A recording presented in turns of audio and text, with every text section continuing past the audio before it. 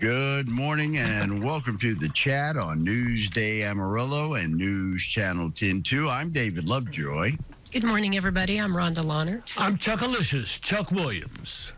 Joining us today is Mr. Brandon Cardet-Hernandez. There's some superheroes in my world. Firefighters, police officers, emergency personnel, medical personnel.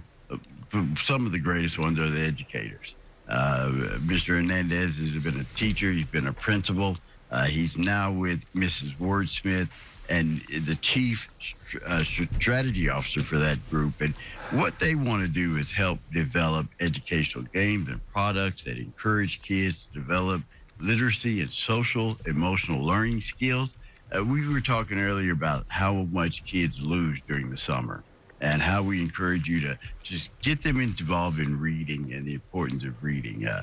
Brandon is here to talk today with us about something I think we all know about, brain drain. Brain drain is the loss of knowledge. And we saw that happen with COVID, kids being out of school. They fell behind. They fell behind desperately. And he's got some great ideas on helping you solve that brain drain.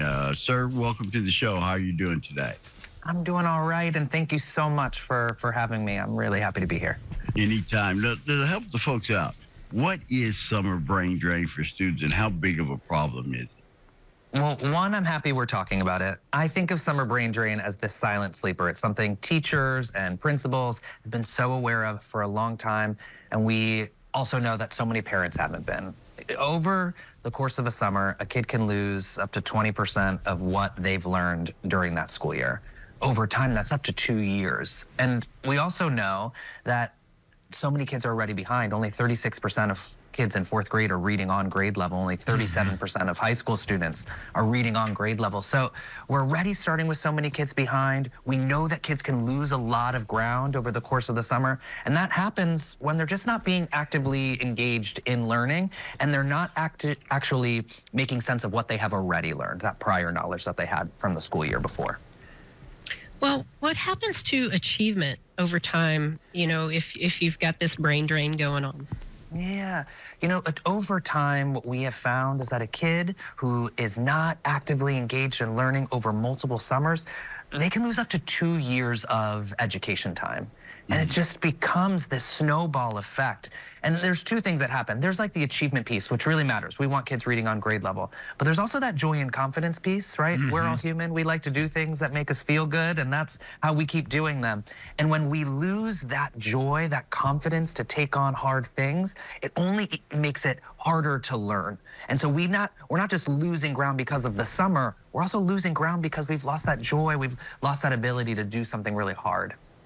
The science behind reading, most people know about that, but how can parents actually put this into play?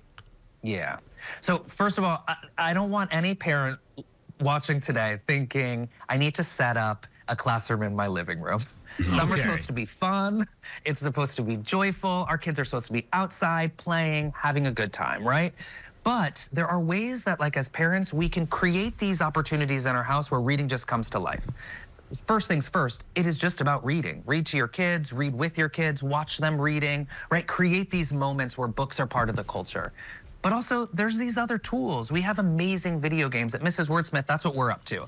I have a game, my son, I have a 6-year-old who's learning to read now, who I love. I'm making breakfast in the morning. He's playing 30 minutes of our game, Ridiculous. He's learning those small words. They're sight words that you have to know just by looking at them. He's learning these early decoding skills, how to blend sounds together to make a word. Just reinforcing the skills he's been learning over the school year, but taking a few minutes every day to make sure that's happening in our house. There's tons of other games. There's tabletop games.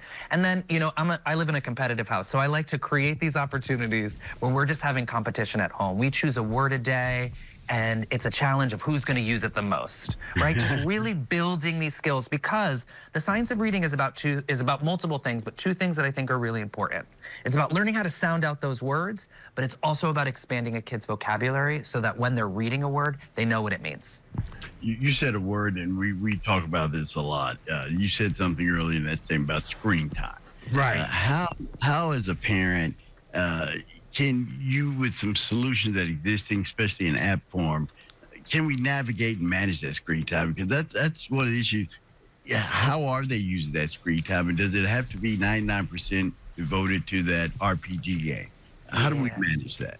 It's a good question. I think in this big screen time debate, and I think it's an important one, it's an important one for us to having, it's one that I'm having internally with myself around my own child. We also have to remember that not all screen time is created equal. So our kid sitting on their phone, scrolling social media for 3 hours at a time is not going to be good for activating prior knowledge, nor is it going to be good for their sense of self. But a kid playing a video game for 30 minutes that you know as a parent is focused on building a literacy skill, it's focused on building their vocabulary or helping them practice sounding out words, that's a great use of their time. As a parent, we just got to know what our kids are doing. You know, we have to know where they are, but we have to also know what is in front of them. And so we just have to be smart consumers. And that's how I think about the screen. I want to know what you're looking at, when you're looking at it, and be thoughtful about what I'm putting in front of you. Screen time's like calories. Not all calories are created equal. Yeah, there you go. Exactly. Not That's exactly it. Yeah, not all screen time is good screen time, but it can be. It depends on how you manage. Yeah. It's the same. Remember that old moment, the sort of, do you know where your children are, right? Like, Right. it's true when they're outside. Do you know what they're up to? Do you know what they're doing? We have to have the same knowledge when they're playing video games or they're on their screen. And again, it can be great. They can be having a good time. It doesn't mean it's bad. Or they can be up to some dangerous things, and that's just about paying attention. Brandon, where can we find more information on Mrs. Ward Smith and start, especially those young parents and those parents starting to face as their kids become school age? How can they tag in? How can they find out more about utilizing summer and ending the brain drain? Yeah, thank you so much for asking. You can learn more about our products, but also just learn more about the science of reading and how you can deploy these strategies at home by visiting us at mrswordsmith.com/science. All right, end the brain drain. And the brain drain. And you've been in a classroom. One last question for you, Ray. You've been in the classroom yourself. It also presents a problem at the start of the school year, because when kids come in and you have to go back and be kind of remedial in your education, there's some kids who are up to speed and they get bored. And they tune out. Exactly. They tune out. So it's a double-edged sword, isn't it? It's a double-edged sword. You have kids who are now starting the school year behind. You have kids who are then where they're supposed to be. Creates a tough moment for the teacher, but it also creates a tough moment for the community. And I really do mean this. My focus, obviously, is always on kids having the skills that they need, but it is also about the joy to learn. And if you start that year feeling like you're already failing, it's hard to regain that motivation. It is. Check out Mrs. Ward Smith and End the Brain Drain this summer. Brandon, thank you for your hard work, man. Thanks for coming on. Thank you. All right, we'll take a quick break. We're back with more chat right after this.